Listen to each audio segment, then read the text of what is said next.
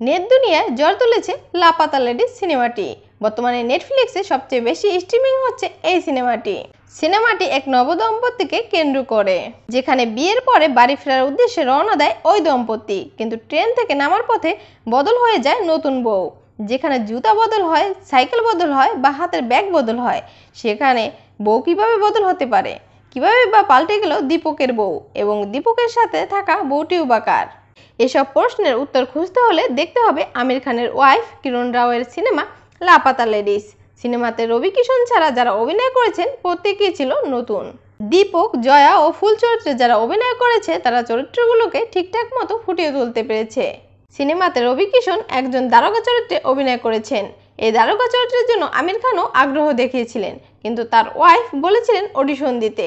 অডিশনের পর কিরণ রাও জানায় আমিরের থেকে রবি কিষণের অভিনয়টা ওই চরিত্রের জন্য ভালো হয়েছে।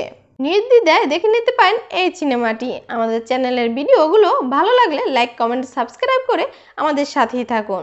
আল্লাহ হাফেজ।